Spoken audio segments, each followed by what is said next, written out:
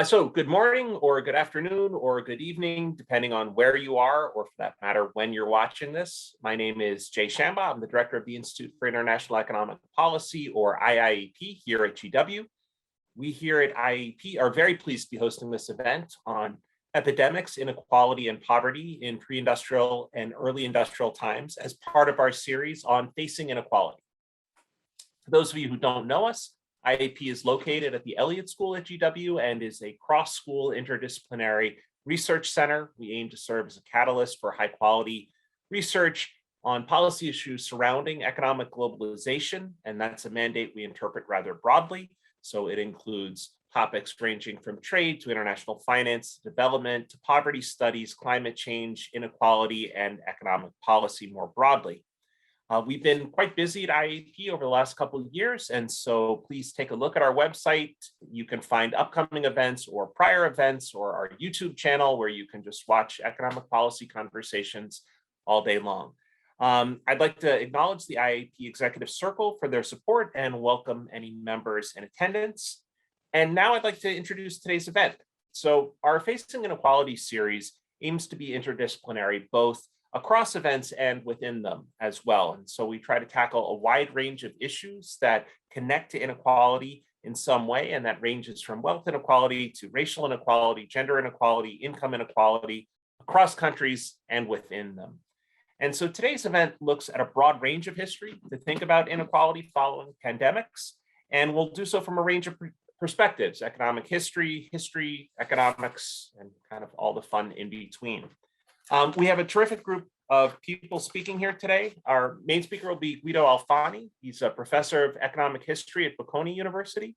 He's also an affiliated scholar of the Stone Center on Socioeconomic Inequality in New York. He's an economic and social historian and a historical demographer, and has published extensively on inequality and social mobility in the long run and on the history of epidemics.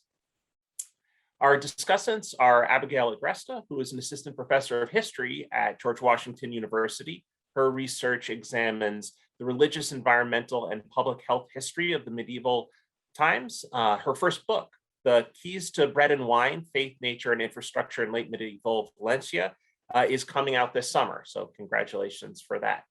And our other discussant is Mark Koyama, who is an associate professor of economics at George Mason University and a senior scholar at the Mercatus Center. He's an economic historian and has written extensively on topics including comparative state development, religious freedom, and institutional development. His most recent book is How the World Became Rich. Those are both great titles for books, I have to say. Without further ado, I'd like to turn things over now to Guido. Thanks a lot, Jay. I'll try to share my screen. Okay, I trust that you can see my screen now? Yes.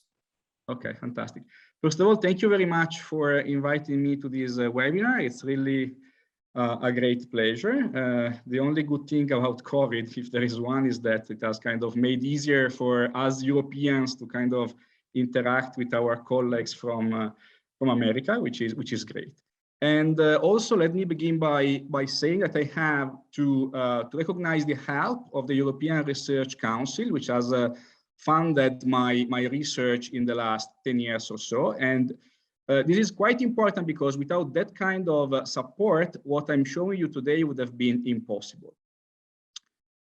In fact, up until 15, 20 years ago, there were basically no studies of long-run tendencies in economic inequality, either of income or wealth inequality, but for some very specific case study. There was only one European region for which a more encompassing attempt had been made, and that was the province of Holland in the Dutch Republic.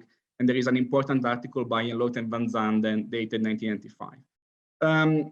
That article made a number of interesting hypotheses, which subsequent research partly supported, partly not.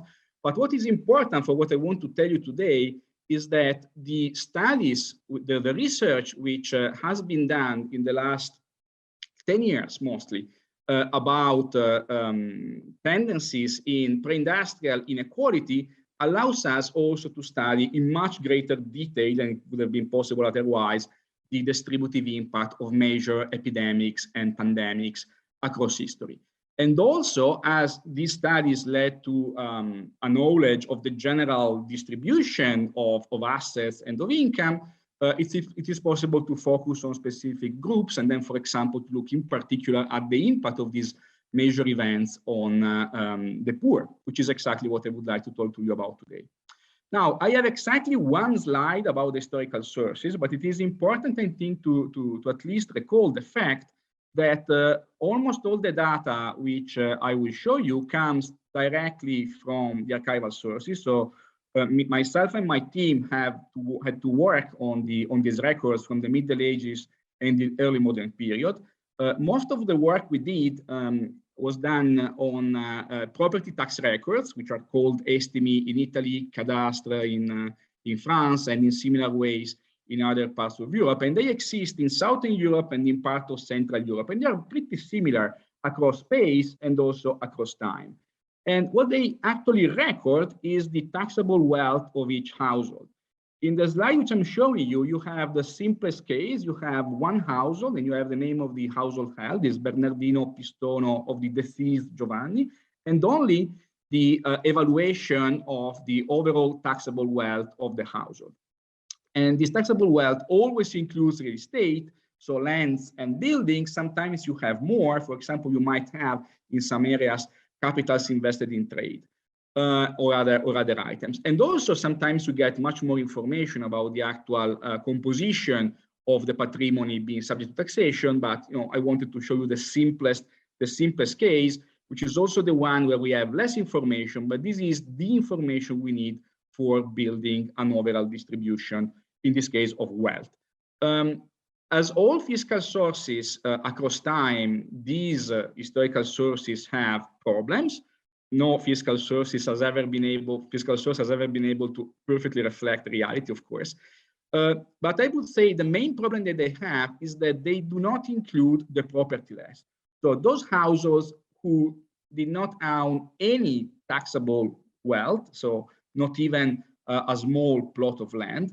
But importantly, when you can estimate how many these households were, and you can do this because sometimes the sources also tell you about the propertyless, you discover always that they are pretty few, in between, say, 4 and 8% of the overall household, right? And this is because these records include also very small properties, for example, a part of a vineyard or a small vegetable garden. So even households which did not own the house where they lived were recorded in the sources. And believe me for now, but I will show you later the case of the Republic of Venice, where we can estimate how many the propertyless were, and we can add them to the distribution. Of course, when we do this, our measures of inequality tend to increase a bit, but not by much. And more importantly, the trend does not really change. So believe me for now, and I will show you some evidence later. So this is the slide with which I usually conclude my presentations on inequality. But today I want to do something a little bit different. This is the share of the richest 10% in, say, Europe. But when I say Europe, I have to clarify that this graph is not really a kind of very scientific graph in a sense, because the red line is an average of 4 different Italian pre-unification states. The green line is Piketty estimate for Europe, and that's basically an average of France, South Sweden, and England. So for now, there is 0 overlap between the two areas, okay? One day there will be some overlap, but for now, you should take this as simply kind of suggestive of a general trend. And what's the trend? Across the last 7 centuries and more, because the period covered is 1300 to 2010 in this case, inequality tended to grow monotonically, but for 2 phases of inequality decline triggered by major catastrophes. The Black Death, the terrible plague of 1347 to 52, triggered a first phase of significant and long-lasting inequality decline. And then in the first half of the 20th century, you have World War I and World War II and whatever happens in between, which also tend to reduce inequality dramatically. So from this kind of information, you could take you can make the implication that all catastrophes reduce inequality, and that only catastrophes also reduce inequality. I would disagree actually with both claims. I will not talk to you much about why I disagree with the idea that only catastrophes reduce inequality, because it will take too much time.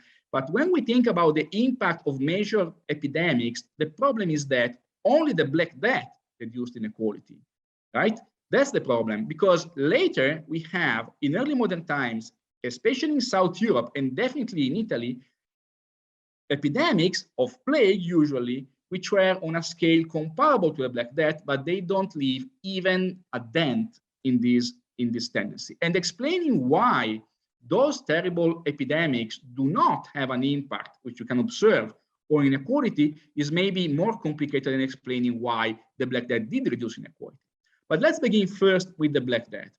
Now, based on the evidence we have available, which is not covering like hundreds of cases, but some scores of cases from different parts of Italy, the Northwest, the center, as well as South France, all the information we have points in the same direction. The Black Death did lead to a reduction in wealth inequality. And I say wealth, not only because knowing about wealth inequality is important, but because wealth distribution is what we can observe more directly based on the kind of historical sources which I showed you before. So we can observe the complete distribution before and after the Black Death.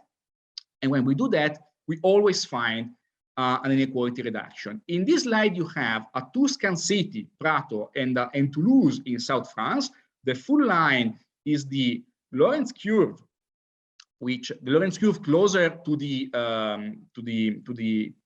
pandemic, but preceding the pandemic. The dotted line is the closest distribution we have to the pandemic, but following the pandemic. These curves are Lorenz curves. If you aren't familiar with them, basically they show the complete distribution because you produce them by ordering the population along the path leading to greater wealth. So you have to the left the poorest and to the right the richest, and you look at the percentage of accumulated wealth which is owned by that percentage of population.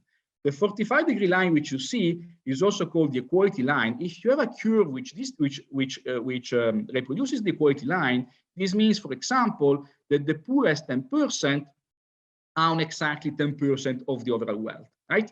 If you are further away from the 45-degree line, you have a situation of greater inequality.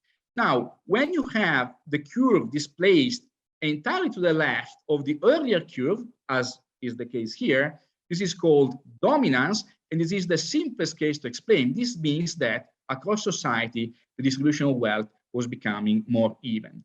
These results are not kind of statistical artifact.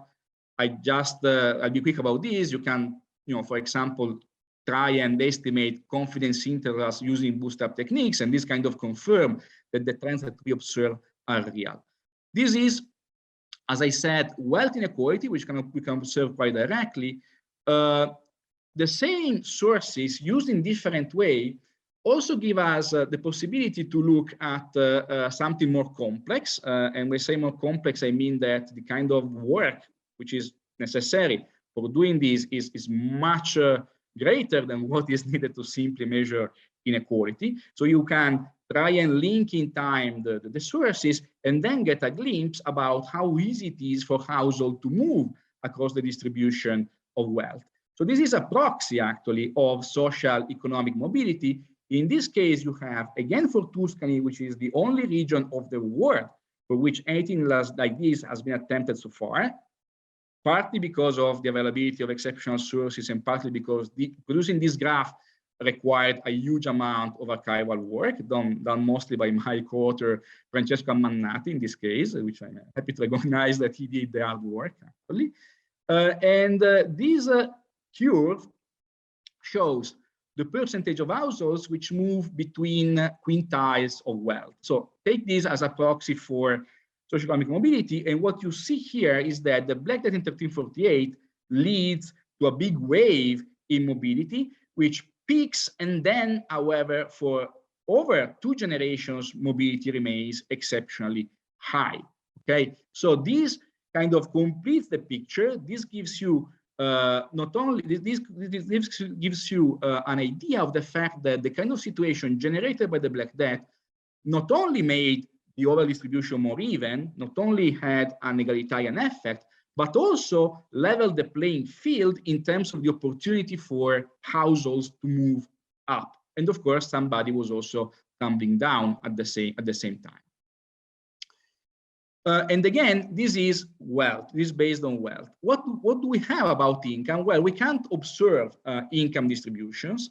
We can't observe complete income distributions. What we have is information about real wages. Real wages, when they increase, they usually are considered to be reflecting a declining inequality in income, because wages were usually earned at the lower strata of society, and then this means that, generally speaking, the lower strata are improving their condition. And as you see here, across Europe, you have a lot of evidence of real wages increasing after the Black Death. This kind of information is subject to some historical criticism, of course, but generally speaking, nobody would negate the fact that the conditions of workers after Black Death improved. Now, why did this happen? Well, think about the fact that the Black Death killed about half the population of Europe and the Mediterranean. This was a huge shock to the supply of labor. So workers become scarce. Workers in the post-Black Death scenario for a period have the knife in the hand and they use it. They have a greater bargaining power and they use it to get better conditions. This happens in cities, which is what this kind of information tells us about. But as far as we know, this also happens in rural areas where, for example, the conditions of sharecroppers improve because they can obtain better conditions from the owners of land. The fact that real wages increases is also one component of the explanation why wealth inequality declines. This means that the poorest strata have more economic means and they use it to acquire property, sometimes for the first time. There is, however, another component to this story of wealth inequality decline, and this is what happens to property through the processes of inheritance. Across Europe, and surely in Southern Europe, inheritance systems on the eve of the Black Death were partible. So all sons got the same share of the patrimony of the parent upon their death. Daughters got a more or less equal share as their dowry upon marriage. And then the kind of mass mortality which was caused by the Black Death led automatically to a fragmentation of the patrimony between more owners. Some of those individuals who inherited did not want to keep the goods they had inherited, so they placed them on the market. And on the land market after Black Death, you find many more properties than would be offered in a normal period. So on the one hand, you have that the lower strata have better economic means to buy property. On the other side, you have more people willing to sell property, which of course will tend to lower the price of real estate. And then basically for a period, you have a kind of buyer's market, which is reflected in the kind of dynamics which we observe in terms of wealth inequality. But we have to be careful about this, because there are parts of Europe where we have no evidence that this was happening. Okay. For example, in Spain, we have indications that inequality was increasing, not declining after Black Death, for reasons which I will mention later. This slide actually shows the fact that the kind of increases in real wages which we observe in Europe were also observed in other parts of the border Mediterranean area, and including in the Middle East, because you have here information about real wages in Cairo. It might be that something similar happens also after Justinian's plague. Justinian's plague was a terrible pandemic of the 6th century. But if you look closely at the figures here, we have really limited information. So, the interpolation here is between points in time which are vastly removed one from the other. And here you have the case of Spain instead by the time of the Black Death. This information is information about income inequality. Again, we have to observe it quite indirectly. In this case, I'm showing you a Williamson index, which is basically the ratio between the average nominal output per capita, so between the nominal output per capita and the nominal wage rate, all expressed in index form. The idea is that it compares the average of the distribution, of the income distribution with the bottom. So you see that when it increases, this means that the average becomes more distant from the bottom, and then inequality is increasing. And you see that instead of finding here a decline in inequality, we have the impression that inequality was instead increasing. Why is Spain different? Well, a reason why Spain, like Portugal and maybe Ireland as well, behave differently after Black Death is that the population was scarce. It was not abundant before the pandemic. It was already scarce, and it was all needed to keep in full efficient conditions in Spain, a highly commercialized economy, which was characterized by scarcity of labor and abundance of resources. And all this crumbles when you remove half the population. Okay, so the scholars who are working on this, mostly Leandro Prados, Carlos Alvarez Nogal, and Carlos Santiago Caballero, have been showing through a series of articles the fact that the long-run economic consequences of the Black Death in Spain, in the Iberian Peninsula more generally, were negative and not positive, as we usually presume was the case for continental Europe and also for England, generally speaking. And the same, and again, this kind of difference shows also when we look at inequality. But maybe more importantly, sorry, why is this stuck? Okay, maybe more importantly, when we move to the 17th century, when we have much better sources, historical sources than for the 17th, than for the 14th century, and we have in Southern Europe epidemics on a scale comparable to the Black Death, we do not find anything like the egalitarian impact of the Black Death. In this slide, you have real wages. To the left, you have the Black Death. To the right, you have real wages in Europe, and you also have two specific cases.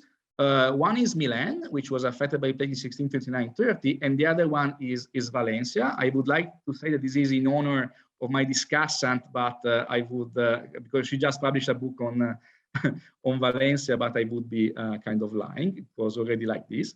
It's a great case because then you have a terrible plague in 1647-48. And for both cities, we have series of real wages. But you can see here that there is no tendency whatsoever for real wages to increase. So there is no hint that income inequality was declining.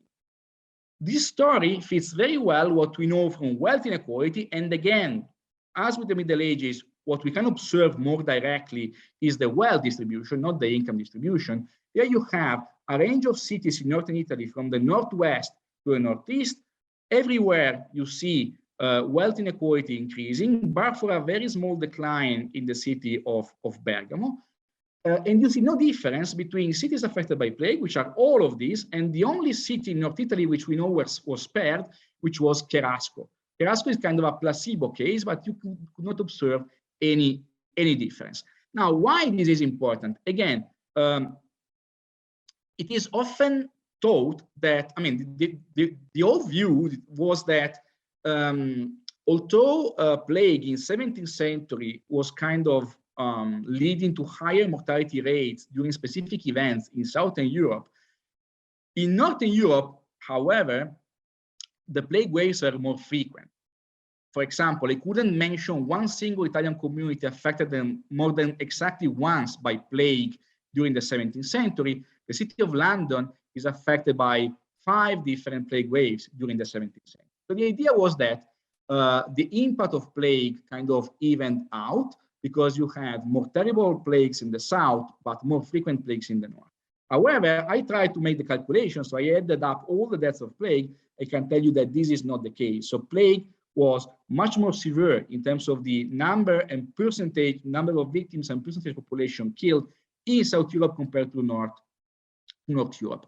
To the point that if you take the big plagues of 17th century Italy, these are only cities, all the black points are places where mortality rates have been in the order of at least 50%.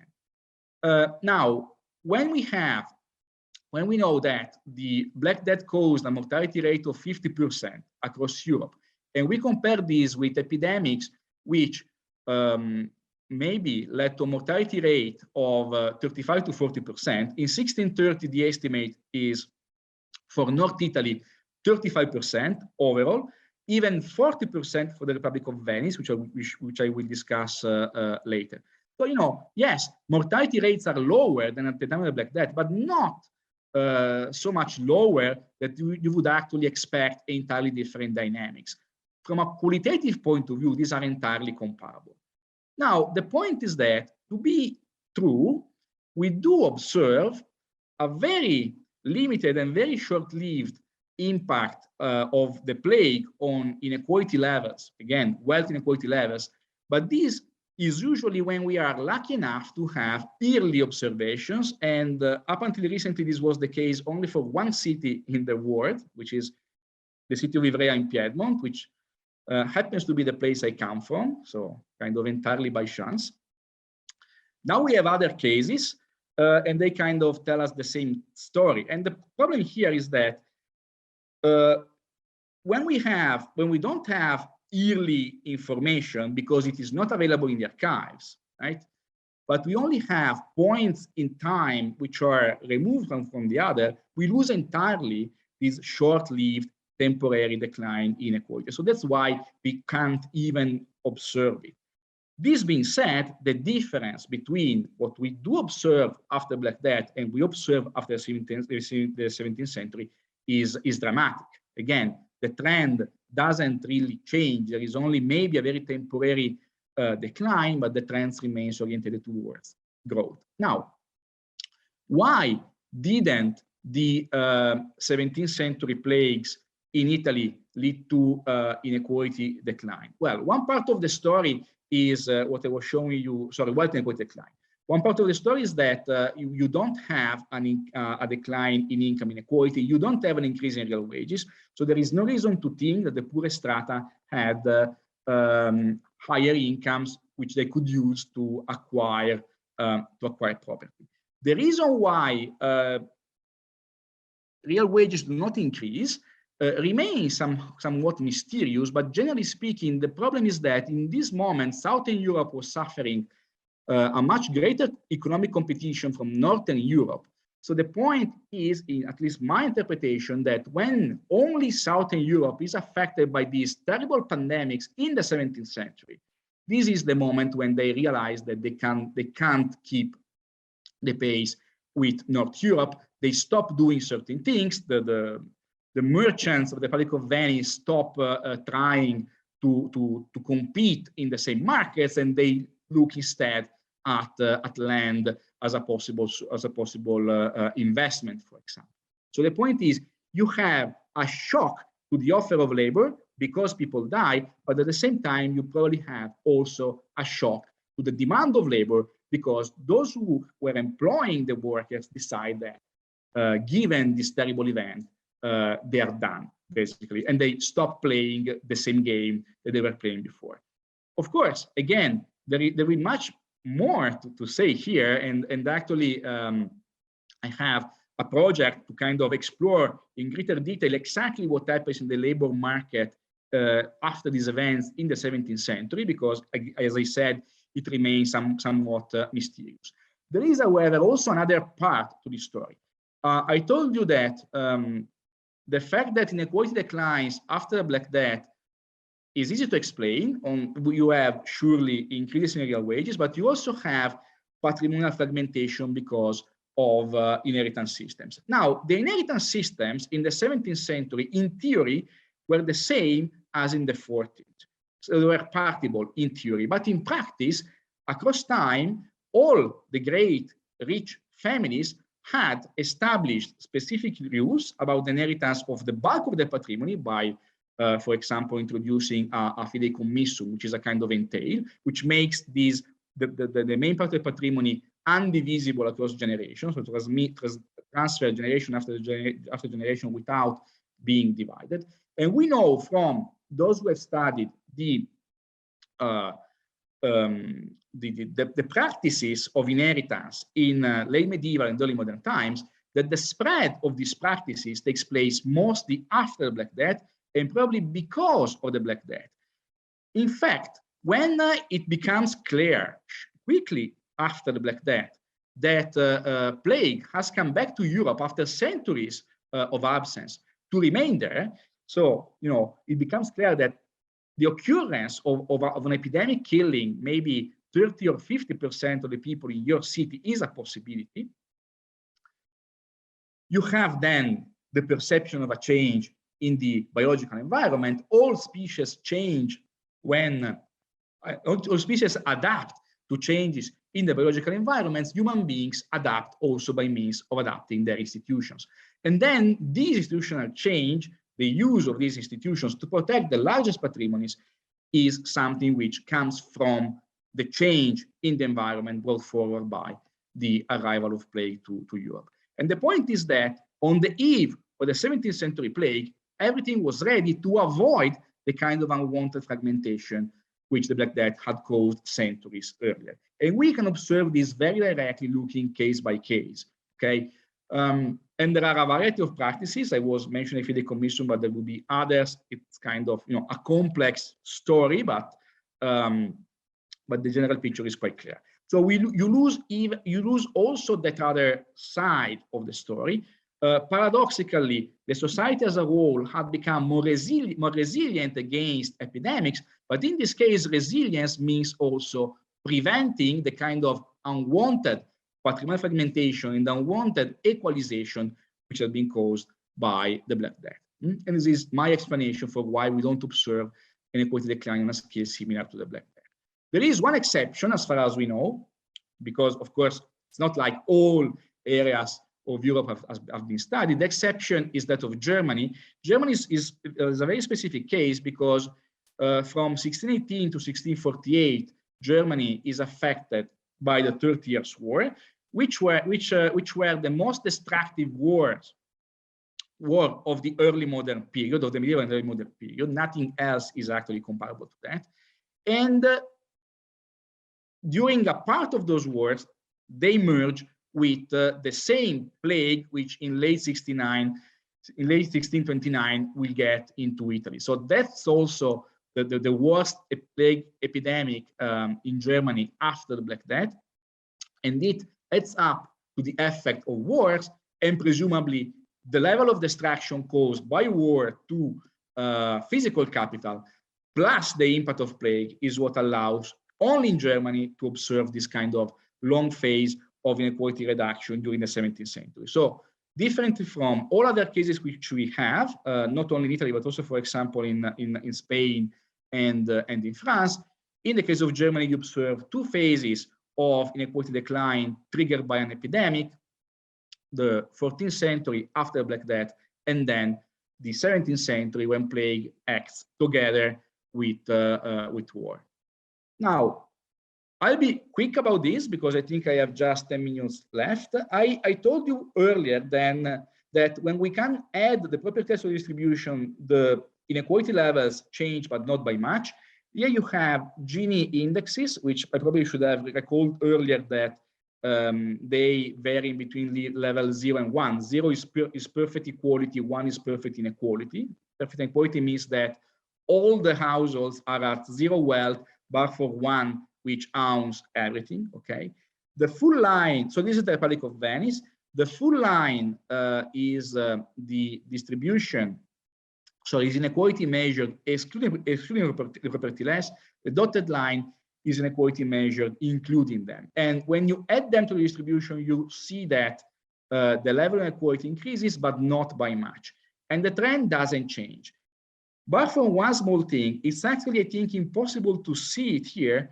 But when you add the property less, there is an extremely slight decline in inequality between 1600 and 1650. And that is because of the 1630 plague. Now, we can use the information about the prevalence or the property less. So they are those at 0 taxable wealth over time as an indication of absolute poverty. Of course, strictly speaking, not all those which had 0 wealth were poor, because, for example, you have here people who migrate from the rural areas to a city, and then they enter the city with zero wealth, then maybe a year later they have both something, okay? But generally speaking, the zeros in distribution are really the poor. So let's take this as an indication of absolute poverty, and then you see that there is a tendency in early modern times towards a growth in poverty, which also fits the more qualitative literature we have about early modern poverty. And there is only a phase of decline in inequality triggered by the decline in poverty, in the prevalence of poverty triggered by the 1630 plague. The gray line instead is relative poverty measured as the prevalence of households which are below 1/4 of the median wealth, calculated on distribution which excludes the property class. These are actually two different groups of society which you can observe here. And you see that both relative and absolute poverty decline. Now, okay, we have then a visible impact, albeit a temporary one, on poverty. We do not have a visible impact on inequality. What's happening here? The problem when we think about, well, there is a problem here. But before this, let me show you this slide. This is England from before the Black Death till 19th century. And also in England, here you have a different measure of poverty. You have the prevalence of households whose income was insufficient to access a respectability basket. And you see that the level of poverty was much higher before the Black Death than after. There is a huge drop in poverty in England after the Black Death, at least in the estimation made by Steve Roberry and his co-authors, and then those levels are never reached again. Okay. Now, the problem in the 17th century, however, is the following. In the case of the Black Death and the huge impact it had on poverty, there is no doubt that the prevailing effect is one of redistribution. So you have people inheriting, you have people experiencing better real wages and then buying property. Overall, you have redistribution from the top to the bottom. This is very clear. But what is happening in the 17th century? As I was telling you before, we have no evidence whatsoever of a long-lasting reduction in inequality. We do have evidence of a reduction in poverty, and then this means that this might actually be the consequence of an entirely different mechanism. Because you can reduce poverty, you can have a plague, or in general a pandemic, a pandemic which is characterized by very large mortality rate, not all pandemics. You have a very lethal, terrible pandemic reducing poverty in one of two ways. First is redistribution, which prevailed at the time of the Black Death, but the other way is by extermination of the poor. To have that, you need to have some selectivity of the infection by social economic status. Now, you can't have a 35% mortality rate or even a 40% mortality rate in the case of the Republic of Venice without having people belonging to elite also dying, some of them, but this doesn't rule out the fact that the possibility that the poor were actually more exposed to dying of plague in the 17th century. And this might be different compared to the Black Death, which is usually considered to have been kind of the great equalizer, killing everybody in about the same way. In the 17th century, for almost a century and a half, or even 2 centuries, the doctors of the time had claimed that plague was a disease of the poor. From the late 15th century, they were observing that those who died during plagues in cities were mostly the poor.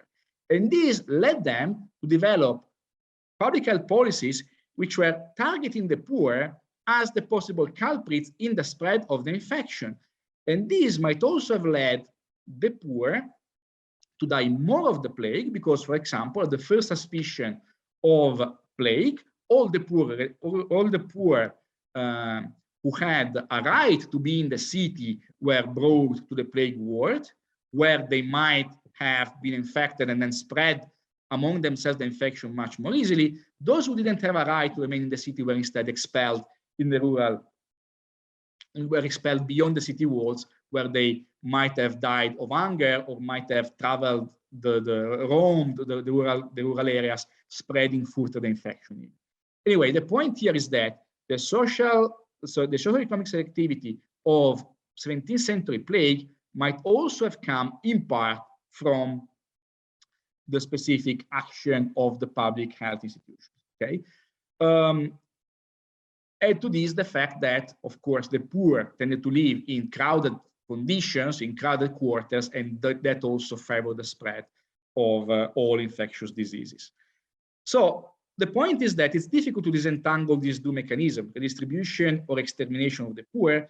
They move in the same direction. They're always co-present. I mean, always means in all cases when you have some selectivity by socioeconomic status, but very probably in the 17th century, the prevailing mechanism was that of extermination of the poor, not that of redistribution.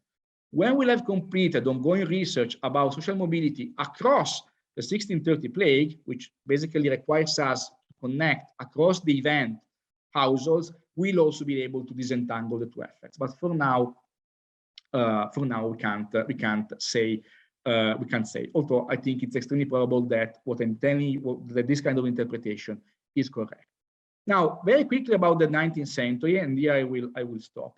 In the 19th century, Europe is affected by another new infection, by cholera, which, as maybe you know, is an infection which is originally from India, and only from the early 19th century starts to move out of its original endemic area in the Ganges Delta, and reaches in different ways Europe. Cholera is a very interesting case because cholera is the prototypical infection which tends to affect and to kill mostly the poor. So it actually targeted the poor, even in the 19th century. And then, although it never reached levels of mortality comparable to those of the Black Death, not nearly, but it did cause hundreds of thousands of deaths. Given this character, it might have led to the same kind of inequality reduction, also reduction of poverty. Here you have France, which is a country in Europe for which the information about wealth inequality in the 19th century is particularly good. This has been produced by, the information has been produced by Thomas Piketty, Jean-Laurent Rosenthal, and Gilles Postel-Binet. And, you know, if you place the main plague waves affecting France on this graph, they seem to happen in phases of inequality reduction, which then might have been caused by cholera. Again, this is only a correlation. This would require better information to be demonstrated, but it's still quite suggestive. What's interesting here in the case of cholera is also that when it becomes clear that cholera spreads because of contaminated water, you know, after John Snow demonstrates this for the case of London, basically, then there is also an interesting political story here, because there is quickly a political consensus spreading about the need to do something. So the economic and political elites decide that they have to address this situation, especially in large cities where the poor lived in really unhealthy quarters. Partly they were doing this because they cared about the poor.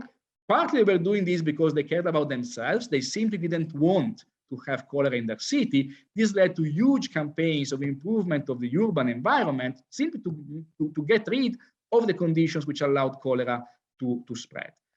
The ultimate beneficiaries of these changes, in this case, were the poor themselves, which started to experience better living conditions, and also started to enjoy a reduction in health inequalities. I have talked too much, I think, so I will stop here. I think that cholera in particular tells us something relevant for what's happening today, in the sense that it gives us a story about how this kind of exceptional circumstances might lead to the building of political momentum towards addressing, you know, for once, the root causes of poverty. This is not a given at all. It's not given at all, however, that COVID-19 will induce us to do that, but at least there is an example of that. I will stop, and I apologize if I talk too much. I will stop here. Great, thank you. That was fascinating. Thanks very much for that kind of tour of a grand sweep of history there. I want to turn it over now to Abigail Agresta for the first set of comments, and also just to let the audience know, the Q&A function should be open, so if you start entering questions, I'll see those as moderator and bring those back to the panel after our discussions. Thanks. Abigail, it's all yours. Okay, well, thank you very much, Guido, for a really thought-provoking presentation. I will try to keep my comments to things of general interest, although I have plague is my area of research too, so it's there's a lot that I'm thinking about here.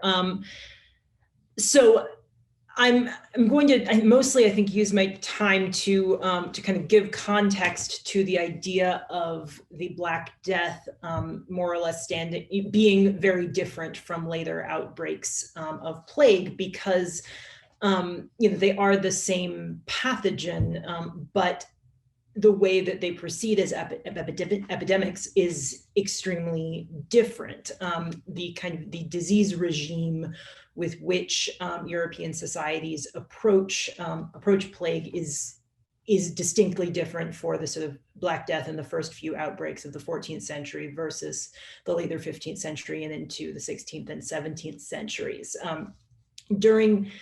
During the initial Black Death outbreak, this was obviously perceived to be a new disease, although of course it wasn't exactly new. And for the most part, responses to the Black Death were essentially just applying conventional medical wisdom about the importance of hygiene and food safety and other kinds of general public health guidance. This is basically the equivalent of the CDC telling us all to keep washing our hands and coughing into our elbows in March 2020. Then over the course of the 15th century, public health officials in Italy and elsewhere started to focus more on contagion as a sort of major issue to be concerned about when it came to plague. So, hygiene takes a little bit of a backseat, although it does come back around. There's a real focus on quarantine practices, including trade and travel bans, health passports, and of course the isolation of the sick, and particularly the sick poor.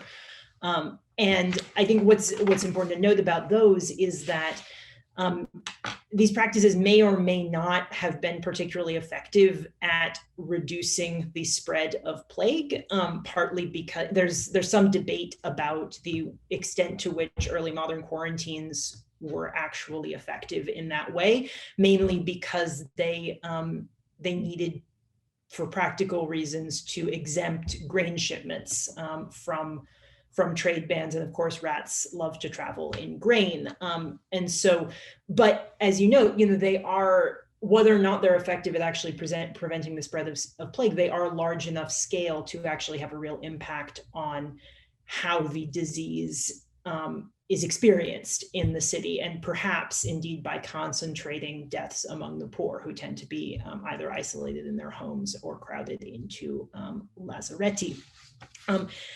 I think also something that is really particularly striking about your work is the extent to which, as you say, it gives us a new way of thinking about the question of resilience to plague, because something that you see over and over in the archives looking at perceptions of the Black Death and of later plagues is that the Black Death really terrified people, really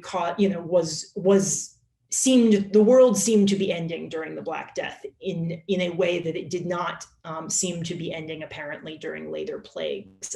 People were afraid of dying, obviously, but they don't talk about, feeling as though the world is coming to an end quite to the same degree. And I think it's quite interesting to wonder if, this perception of the world coming to an end, that actually seems to have gone along with real social change to some extent, and the sort of relative calm that prevails after that first outbreak is perhaps, actually related to success in maintaining the status quo, which is something that we should perhaps keep in mind in our current age of natural disasters.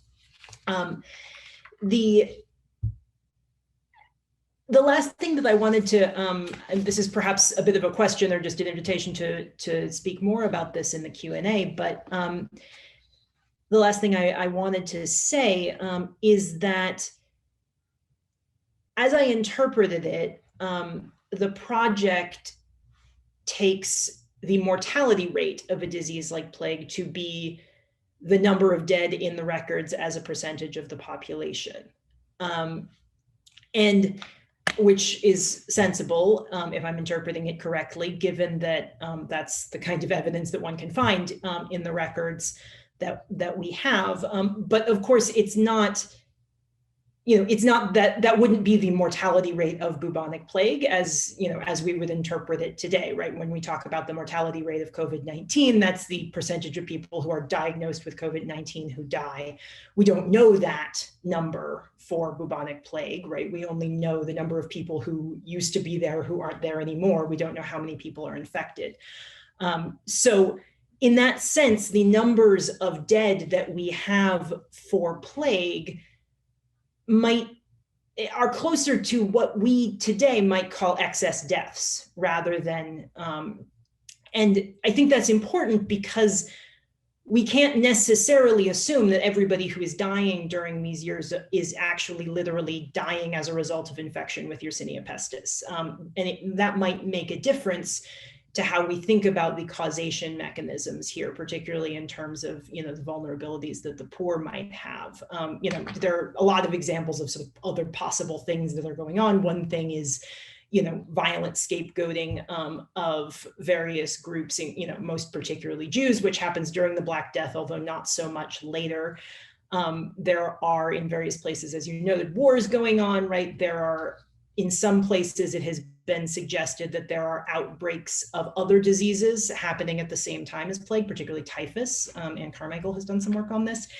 And I think we can suppose that the disruptions of an epidemic might also be related to, rise in deaths, disruptions in household income, supply chain issues, perhaps even lack of access to regular medical care, although that might look different in the pre-modern period where medical care is less often associated with positive health outcomes. So I think, I don't know, I just think that is something I feel like I should think about further and, would like to hear your thoughts on about, how do we think that makes a difference in how we're interpreting what's actually happening to think about these as excess deaths rather than necessarily mortality rate as we would normally think about it. I think that is all that I had. So again, thank you again very much for sharing your work with us. Great, thanks very much. That was terrific and really helpful framing. I want to turn things now over to Mark for his comments. Great, I'm very happy to be here. Let me just open up my my PowerPoints and hopefully I can share them easily. Let's see. So yeah, I hope you can see my screen. These are comments on Guido's fantastic paper, and I'll go very quickly over my summary of the paper. I think, as Guido said, Lissa was known systematically about patterns of inequality before, say, around 1800 until really very recently. So there's been a huge amount of careful archival work, much of it by Guido and various co-authors have been working with, and other people who he cites in his paper, uncovering these patterns. And this is just a fantastic contribution to our understanding of both inequality and also economic history more generally. And I think the key insight to take from this work is that the effects of shocks on inequality, both epidemic disease, but also potentially war, are mediated by institutions and also by pre-existing conditions. And I think this is very consistent with the flavor of work in institutional economics that people like myself have been doing in the last, say, decade. Before I go on, I should say that Guido's paper is part of a symposium on the effects of epidemic disease in economic history that I helped organize with Remy Jedwab and Noel Johnson in the Journal of Economic Literature. And so I don't know if this is freely available. It may be one of these things you have to subscribe via your university, but I really recommend this. I think it's it's a fantastic set of papers about this about these issues, and Guido's paper in particular. Okay, so my major takeaways from Guido's presentation and also his JME piece is that there are no structural laws of motion governing inequality, as say Simon Kuznets or others have suggested. And so not all wars, not all epidemics, not all large-scale shocks will reduce inequality. So the contrast here is the 14th century versus the 17th century, with Black Death versus the bubonic plague in the later period. And obviously these shocks differ, but they also have different effects. And even within the Black Death period itself, you see different outcomes in Spain versus Italy. And that suggests that, land-labor ratio might, in general, be a major determinant of inequality and of the real wages of the poor, but it might not be the only determining factor. In a labor-scarce economy like Spain in the 14th century, the effect of the plague on trade, on markets, on the division of labor might have been of greater weight than the shortage of workers in determining the marginal productivity of labor. Another feature which stands out from Guido's talk is that elites can construct institutions or attempt to construct institutions which will preserve their wealth in the face of shock. So in the post-Black Death period, you see the statutes of labor regulations in England, where they were able for some decades to preserve rents and limit wage increases and also maintain serfdom, although eventually this withered away. And so I'll get to some details about this, but I think that's a general takeaway. And so exogenous shocks are going to only have a meaningful or long-run effect on inequality if they're institutionalized. I think that's the takeaway that Guido might want to sign up to or not. And then the other thing I think which is very important for thinking about inequality, and I'm going to get to this in a slide or two, is that it really matters whether or not these shocks occur in the context of overall economic decline or growth. So the Italian case study really is one, I think, where there's economic decline. And I think it also matters if the shock itself has some features which affect or reduce or increase productivity. And we can think about how that might matter for COVID-19. So before I get into my more general takeaways, I want to just make some specific comments. So the first is, I think the motivational figure you have at the beginning is nice when you connect your series with the Piketty series. But I really think that the recent research by my colleague at GME, Vincent Geloso, and his co-authors, but also Orton and Splinter, suggests that Piketty's sharp U-shaped inequality curve is overstated. I think it's shallower. So the rise in inequality before the Great Depression is probably more modest, and then the fall in inequality generated by the Great Depression and the wars is probably also more modest. And the rise recently is also more modest. That's a side point, not a major criticism. It's just a small note. Then I would say that the link between epidemic-induced leveling and institutions is something I'm 100% on board with, but it raises the question, which institutions? And in your paper, Guido, you emphasize very much partible inheritance as being a key one. And I think that's definitely very plausible to me for Southern Europe. My understanding, and I'm not an expert here, my understanding is that Northwestern Europe, England, certainly at the elite level, had more primogeniture. I know France is mixed, but England had primogeniture, I think, in place well before the Black Death. I'm not so sure about peasant holdings, but certainly for more knightly and elite holdings. And so which institutions is going to vary? You focus on inheritance, but other people have focused on labor market institutions, of course. So serfdom, but not just serfdom, also just the bargaining power of workers. I know, Samuel Cohen's work on riots and rebellions, that matters as well. Guilds matters. And then political institutions, of course. Again, Samuel Cohen's work, but other people's work as well. So I think that's an area of future research.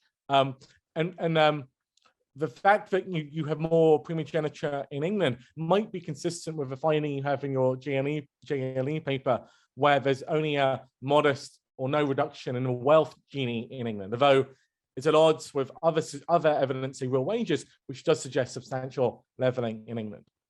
Finally, the labor scarcity story in Italy, I think, is interesting. So why does the 17th century plague not raise workers' incomes in Italy? And you kind of alluded to some of this, because it's occurring in a context of fierce competition with Northern Europe, with English and Dutch manufacturing. So perhaps the shock just finishes off Italian manufacturing. And so by finishing off Italian manufacturing, it just reduced any possibility for subsequent wage growth, because these relatively well-paying industries in Northern Italy, the textile industry, manufacturing industry, were just defeated, just eliminated, or more or less. And so there weren't the jobs for people to go to, even if there were fewer workers. So that's why workers were unable to raise incomes after the 17th century plague. I think that's an area for future research. Finally, or almost finally, how do we think about inequality more generally? So I know your work, Guido, really isn't about the normative implications of inequality. It's about of doing positive historical social science or positive economic history. But if we think about policy-orientated research, which often takes it for granted that inequality is an object for concern, we always have to reflect that these measures of inequality are, of course, abstract constructions. And as human beings, we definitely care about relative status. So we definitely care about our incomes relative to someone else's. But the mapping between the statistics, something like a Gini coefficient, and what we ultimately care about is often a little bit ad hoc or potentially vague. So you could say, even if you're a Rawlsian and you care about the welfare of the least off in your society, measured increases in inequality might be good, might be bad, depending on how they raise the incomes of the poorest. And so different types of inequality have different implications for the outcomes we might care about, potentially the outcomes of the poorest people in society. And so not all reductions in inequality are necessarily benign, and not all increases in inequality are necessarily bad. So I think it's really good and fantastic that you're integrating the study of social mobility into this as much as you can. So for example, for Prato was great. I also think the Milanovic, Linda, and Williamson concept of an inequality possibility frontier is relevant. The idea being that in these pre-industrial societies, inequality was kind of capped. And I also think that inequality in a stagnant or shrinking economy, like potentially Italy or Southern Europe in the 17th century, is quite different qualitatively than inequality in, say, the British Industrial Revolution, where overall growth is going up and inequality is also going up. I think those are going to be experienced very differently by people in those societies. Finally, just to end, I've got an advert for my book on the right, my new book, which is out in early May. And the reason that's relevant here is until recently, economists, myself included, kind of neglected inequality. So Branko Milanovic has written about how economists have neglected inequality until Piketty came around and made us talk about it. But this was partly because we were so focused on growth, economic growth. And we were focused on economic growth partly because we thought that inequality discussions always have a danger of becoming zero-sum, whereas growth has a possibility of being positive sum. Everyone can be made better off by growth, whereas inequality, in order to make some better off, you're making others worse off on that dimension. But I think your work, Guido, points to the importance of studying inequality trends in a wider context, in the context of whether the economy itself was shrinking or prospering, and also in the context of structural change. So I think epidemic shocks might matter in particular when they interact with structural changes in the economy. And I think that's partly what's going on in the 14th century compared to the 17th century. And that's the end of my discussion. Great, thanks very much. That's another terrific kind of conceptualization of what we've heard. I want to start by giving Guido the opportunity, if there's anything directly he wants to respond to or follow up on, also to encourage the audience, if you have any questions, go ahead and throw them in the Q&A, but then I've got a number to ask after Guido. Thank you. And I would like to thank you both discussants for their comments, which I think are very, very, very interesting and insightful. I found them very useful. Now, I will go in order. So we'll begin with Abigail. But Abigail, first, your second, I think, point, which is more technical. So the issue of what we observe. So what we observe are deaths. And of course, generally speaking, we do not know the cause of deaths in this period. But during the 17th century plague, right, which is the plague that we can study also from a microdemographic point of view. So we have a lot of information about the individuals going through the event.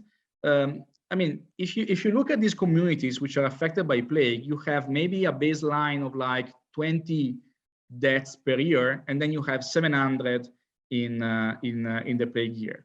So the point is, those who die, almost all of them die of plague. Then you are entirely correct about the fact that it might be that in certain cases you also have, for example, famine kicking in, and then the spread of typhus, which lead to other deaths, which, by the way, in this case would be very selective by socioeconomic status. Although I would also argue that if you look at the curves in 1730 in North Italy, most of the deaths occur in between June and mid-October, okay? So it's a relatively short period of time. And then getting hungry, becoming hungry to the point of starving in so little time, it's quite difficult. So what you say is correct, but I think that generally speaking, it's quite clear that most of the deaths were caused by plague.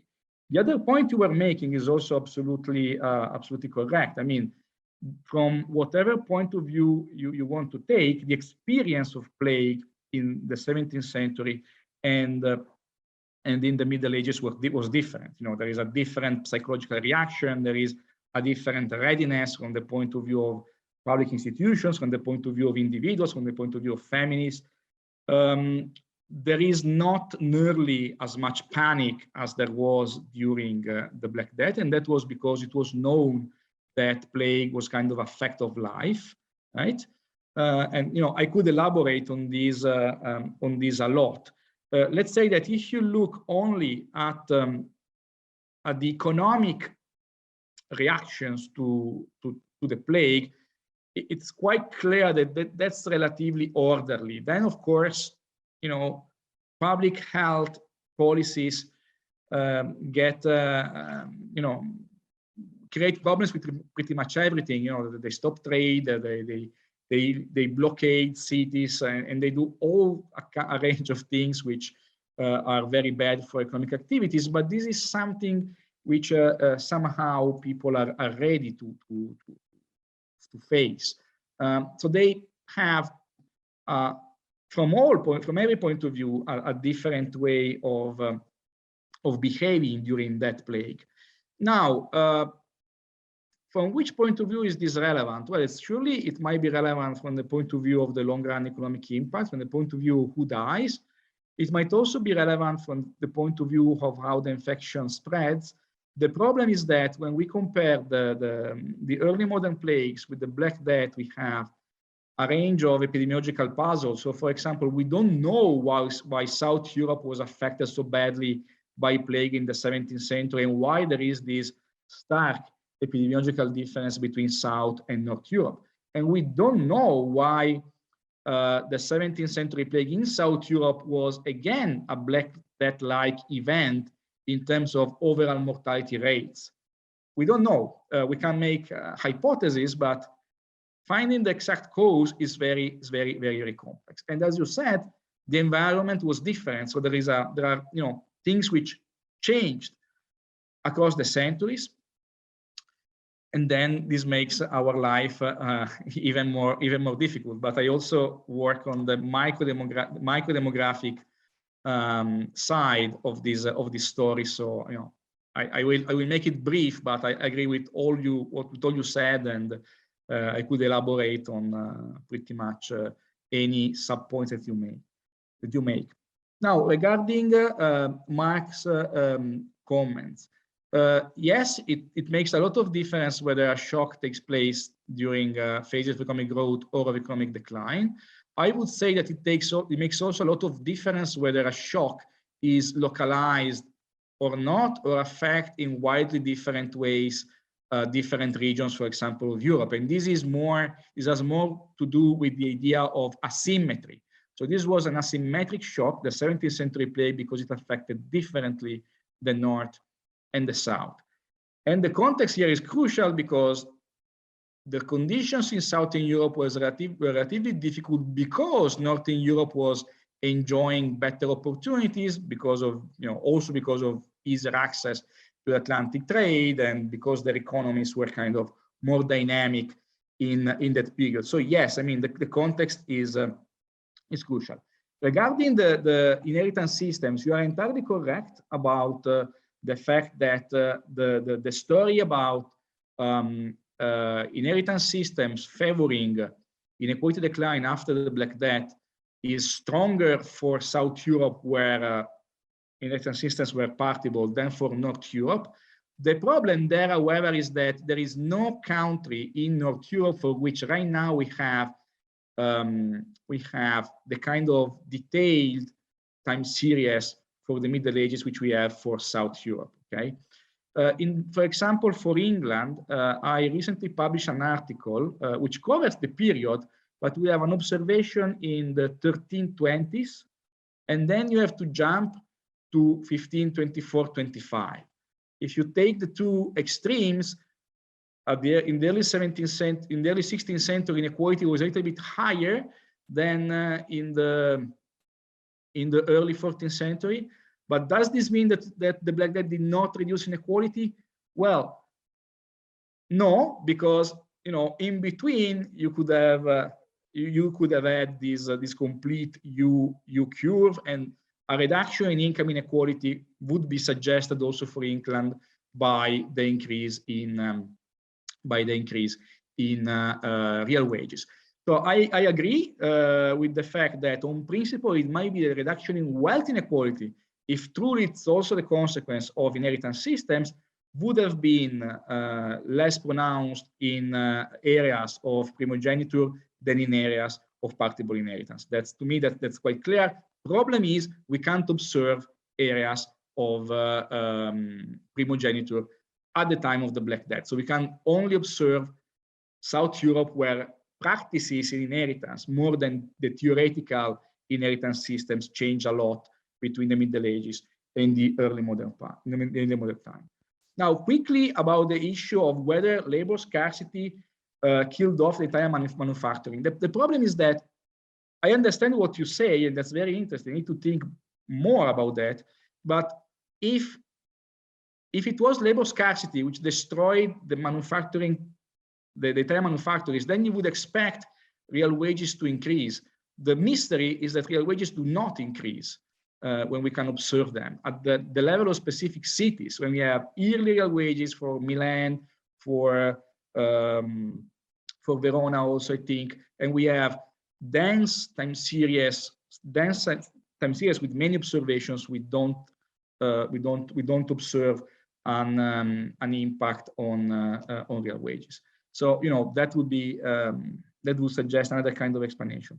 Now, the final point you made: did people care about inequality? That's an excellent point. The fact I would say is that we care about inequality in the past also, because the level of inequality in the past tells us something about the social organization of those societies, which we are deeply interested in. And this is a different angle from which to observe at these past societies. And until recently, it wasn't possible to observe them from this point of view.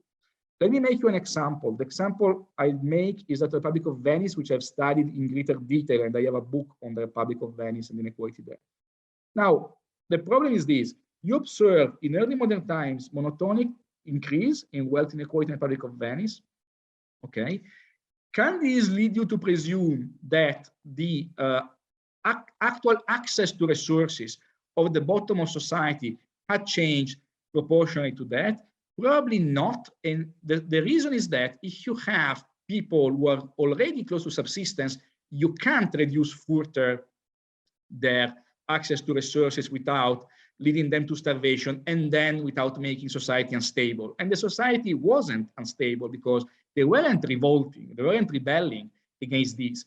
So in a sense, they were very tolerant of growing levels of inequality, and they were very tolerant because their access to resources presumably wasn't changed as much as the formal ownership of resources.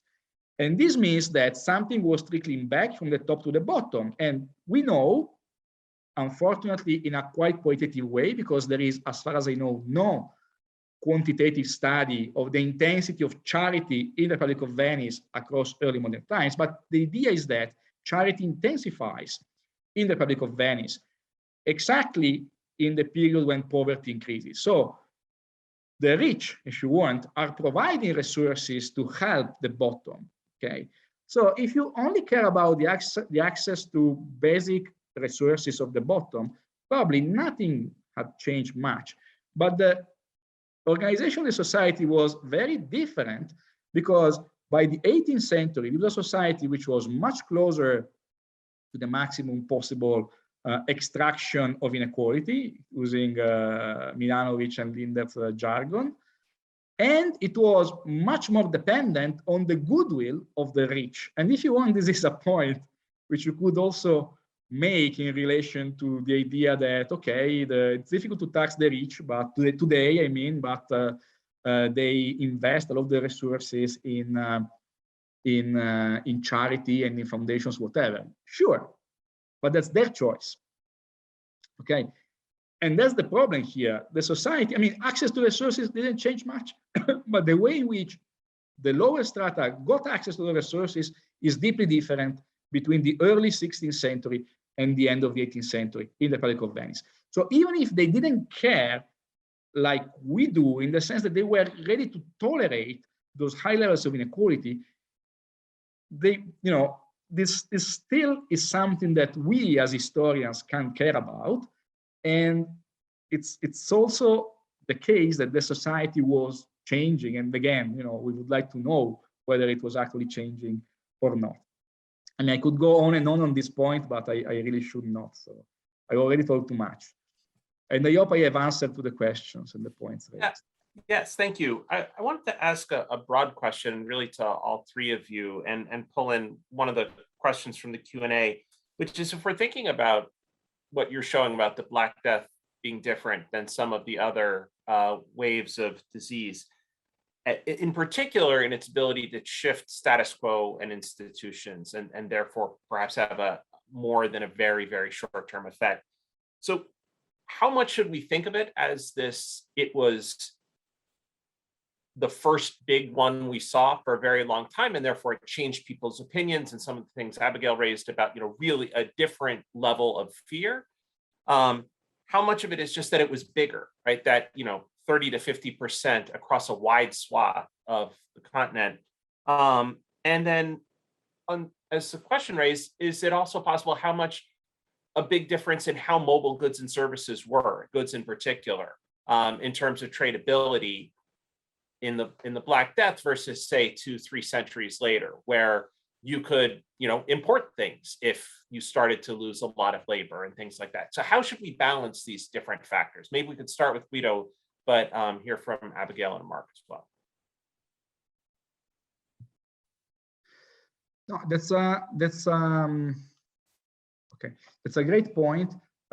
In terms of interconnectedness of the European Mediterranean economy by means of trade, the Black Death takes place after the so-called commercial revolution of the Middle Ages. So basically, it was already a much interconnected economy.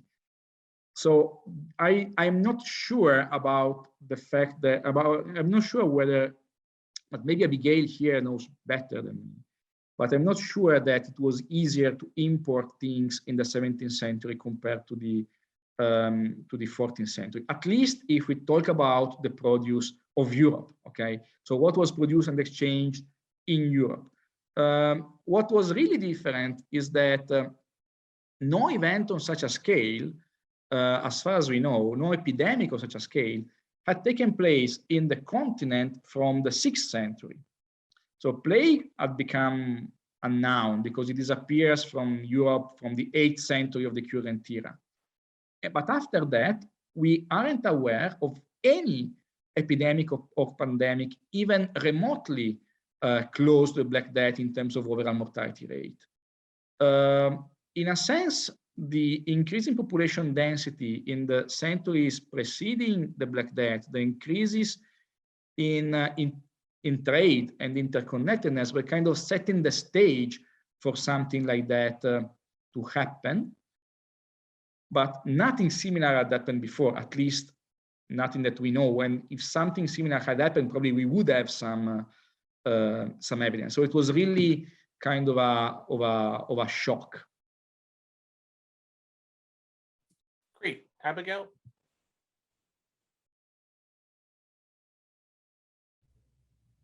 Yeah, I would. I think exactly as Guido said.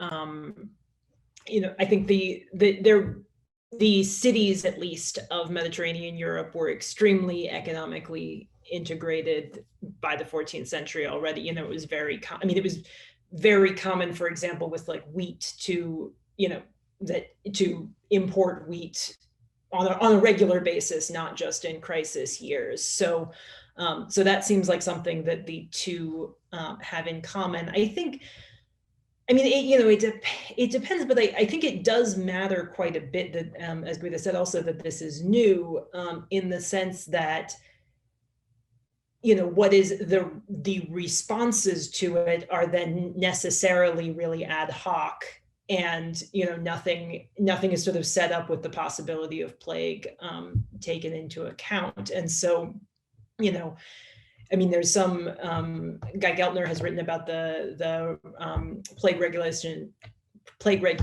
in Pistoia in 1348, and it's pretty clear that all of them are just repurposing previous public health rules. They don't really have anything set up, and I think it really does. That really does make a difference. At the same time, I think, I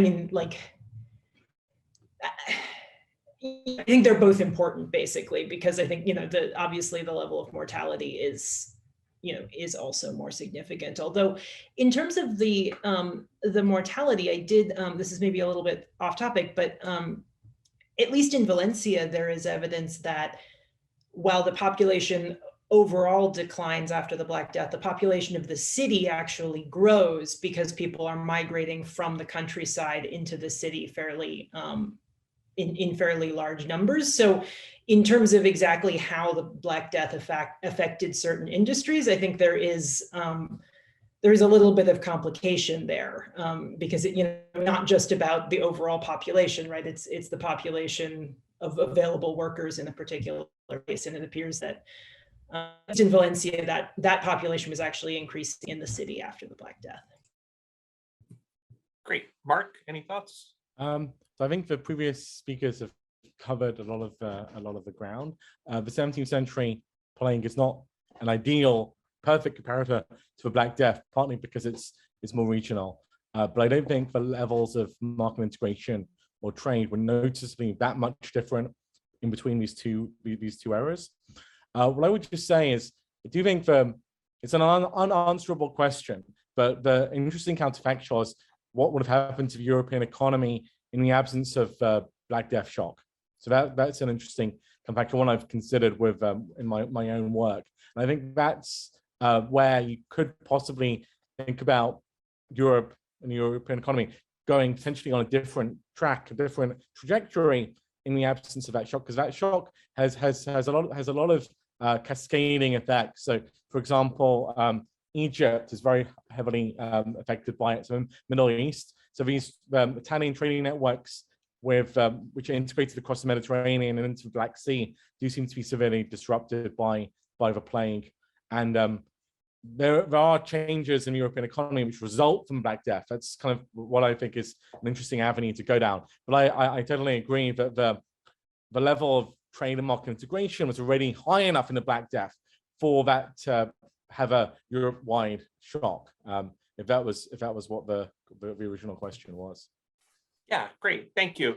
We've only got a few minutes left, so I thought maybe we could close, and this time maybe we'll go in reverse order, so Guido finishes us off. But by asking, in some sense, how you then, I'm sure given the work that the three of you do, even if you're historians, it's almost impossible not to try to think about what all this means today, and how you map what we're seeing today, whether, especially in terms of these questions of, do you expect bigger institutional shifts? Do you expect shifts in inequality? Do you expect shifts in a number of things? And how much of it depends on, obviously a different mortality rate affecting primarily older people who are out of the labor force, things like that.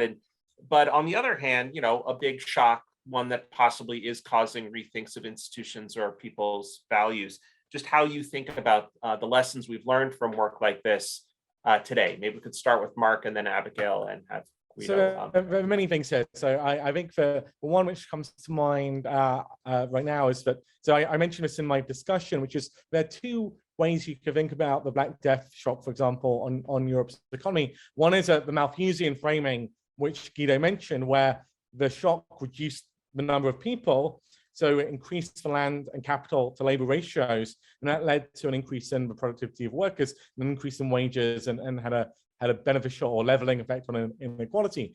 But there's another framing for the Black Death shock, and indeed that framing might be more relevant for later epidemics, particularly for COVID-19, which is what I call, or following Broadbury and his co-authors call, a Smithian framing. So if you think about the economy is knitted together by trade and commerce, and the division of labor and specialization is determining the productivity of workers, then the Black Death, to the extent that it disrupted European trade networks, which I think it did quite severely. So if the disruption on these trade networks and the reduction of a number of people and consumers and producers actually really led to disintermediation, at least in some regions of Europe. Spain is one example, and less specialization and a less complex economy, then you can imagine the productivity of workers not increasing as much. And I think there's evidence for that. And I think if you think about a pandemic like COVID-19, even though measured by excess deaths, the total mortality is now far from trivial. So easily over 20 million people worldwide, I think. It'll be more than 1 million in the US by the end of it in terms of excess deaths. That's still not a huge amount relative to the population, but it has interacted with other geopolitical events which have meant a severe disruption in trade and supply chains. So I think we'll look back at 2020 to 2022 or longer as a period of severe economic disruption, which would have changed the pattern of trade and a pattern of globalization going forth. So it will potentially be seen as a threshold effect in history in the same way that 1348 is, even though its effect in terms of magnitude of deaths is much, much, much lower. Thank you. Abigail. Yeah, so I mean, I think in some ways the most interesting idea is what Guido mentioned, the idea to the extent to which resilience is actually another term for preserving the status quo, and sort of to what extent, as we are imagining a resilient society, what we mean by that is in fact preserving the status quo in all kinds of ways. And I think that is, I think particularly that is interesting because there is a parallel between now and then that we haven't actually talked about yet, which is that some scholars would place the Black Death in a larger framework of climate transition, right? That there's this, that this is one of a series of disasters that is sort of considered to mark the transition from the medieval climate anomaly, which is a sort of warmer, more stable period, to the Little Ice Age, which is sort of associated by some scholars anyway with a lot of upheaval and conflict around the world in the early modern period. And so, if we are thinking about the sort of bubonic plague as not only a massive shock in and of itself, but also as kind of the greatest of a kind of series of different types of disasters that are all in a sort of unstable climate period, then it's kind of, feels a little even more like looking into a mirror, perhaps. Great, thank you. Guido, do you have a few last comments? Okay, no, I would only point out that overall mortality rates, from the point of view of the distributive impact of a pandemic, matter a lot. because not even cholera, but surely not the plague are the good comparison for COVID. The best comparison is the Spanish flu at the beginning of the 20th century, which is much more similar epidemiologically. The Spanish flu killed a lot of people, but a relatively small percentage, and it did not reduce inequality. It increased income inequality, and it increased poverty, because in that case, you still have some, poor people dying, which again reduces in a nasty way poverty. But the prevailing impact was the damage done to the income, especially of those who had the most insecure jobs to begin with. And this is exactly what we could expect, and we expect to happen with COVID-19. So, during a certain phase of the pandemic, it was very important to make this claim, because, journalists were kind of claiming, okay, at least the pandemic will reduce inequality. No, the Black Death reduced inequality, not all pandemics, and only pandemics which kill really a lot of people.